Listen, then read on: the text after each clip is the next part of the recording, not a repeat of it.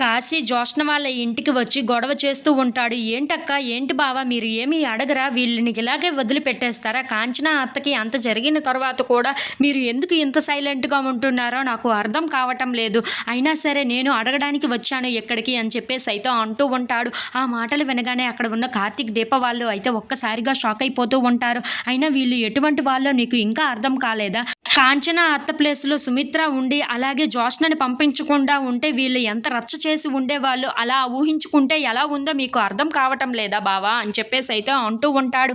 ఆ మాటలు వినగానే అక్కడ ఉన్న కార్తీక్, ఇవన్నీ ఎందుకు, కానీ ఏదో అయిపోయింది, జరిగిపోయింది కదా, మళ్ళీ ఇప్పుడు అవన్నీ ఎందుకు కాశీ అని చెప్పేసి అయితే అంటూ ఉంటాడు. ఇంతలో అక్కడ ఉన్న కాశీ మాత్రం, లేదు బావా, ఇవన్నీ అడిగి కడగడానికే నేను ఎక్కడికి వచ్చాను. మా అక్కకు నువ్వు ఉన్నావు, సరే కాదనలేదు, కానీ నేను అడగవలసిన బాధ్యత ఉంది కదా. ఇంట్లో ఉన్న వాళ్ళందరినీ ఇలా బాధపట్టడానికి వీళ్ళకి ఎంత ధైర్యం ఉంటే ఇలా చేస్తారు. అయినా వీళ్ళకి ఎంత ధైర్యం, ఇలాంటి మనుషులని అస్సలు అనుకోలేదు నేను, చిచ్చి అని చెప్పేసి అయితే చాలా గోల చేస్తూ ఉంటాడు.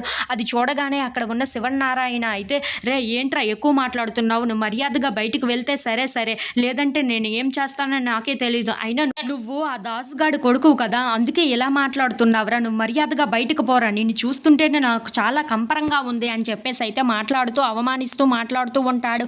ఆ మాటలు వినగానే అక్కడ ఉన్న కాశీ అయితే, అవునవును, నేను ఆ దాసు కొడుకుని కాబట్టి ఇంత మర్యాదగా మాట్లాడుతున్నాను, అదే మీ వాళ్ళు అయితే ఎలా మాట్లాడి ఉండేవారో ఏంటో అని చెప్పేసి అయితే అంటూ ఉంటాడు. ఆ మాటలు వినగానే అక్కడ ఉన్న దశరథ అయితే, ఏంటి ఇది చాలా పెద్ద గొడవ అయ్యే విధంగా ఉంది, కాశీ నువ్వు మర్యాదగా ఇంట్లో నుండి వెళ్ళిపో అని చెప్పేసి అయితే తనకి చెప్తూ ఉంటాడు. ఆ మాటలు వినగానే అక్కడ ఉన్న జోష్న అయితే, ఎలా వెళ్ళిపోతాడు నాన్న, తను ఖచ్చితంగా వచ్చి ఉంటే తను మాట్లాడేసి వెళ్ళిపోయేవాడు, కానీ ఎవరు తీసుకొని వచ్చారో ఆ విషయం నీకు అర్థమవుతుందా అమ్మ?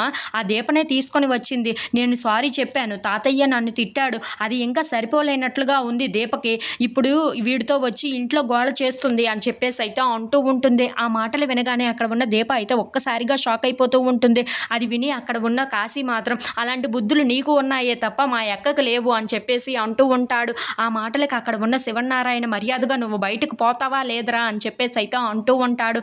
అది విని అక్కడ ఉన్న కాశీ మాత్రం, ఇలాంటి బుద్ధులు జోష్నకి వచ్చాయి అంటే దానికి అర్థం ఎవరు, మీరే కదా, మీ వల్లే జోష్న ఇలా తయారయ్యింది అని చెప్పేసి అయితే చాలా కోపంగా మాట్లాడుతూ ఉంటాడు. అది విని అక్కడ ఉన్న వాళ్ళందరూ అయితే ఒక్కసారిగా షాక్ అయిపోతారు.